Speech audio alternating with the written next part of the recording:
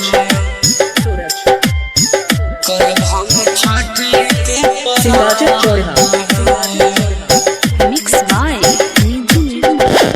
जल्दी से जाई सैया सुनी बजरिया, जल्दी से जाई सैया सुनी बजरिया, भइल जाता अरघ के बेर हो, जाए सैया ले अब दौड़वा, जाए सैया ले अब दौड़वा, करब हम छठ के परब हो रे सैया, करब हम छठ के परब हो, रिकॉर्डिंग स्टूडियो सिमरा। करब हम छठ के परब सूरज छठ के परब सिंगाचर चौराहा करब हम छठ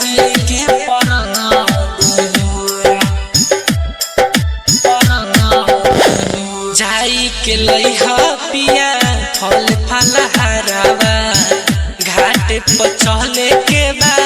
अरघ के बेरावा, घाट पर चले के बा अरघ के बेरावा, जाई के लइहा पिया फल फलहारवा, घाट पर चले के बा अरघ के बेरावा, छठी मैया पूरा कैली मन के सपनावा, छठी मैया पूरा कैली मन के सपनावा, गोदिया में दिहाली ललना हो, जाए सैया ले अब दौड़वा, जाए सैया ले अब दौड़वा, करब हम छठ के परब हो रे सैया, करब हम छठ के परब हो, मिक्स बाय निजू निर्मल। करब हम छठ के परब हो, छठ के परब हो, छठ के परब हो, हमरा अंगनवा तोहर कोसी भराई, मनीष से कही माई गीतिया गवाई, मनीष से कही माई गीतिया गवाई,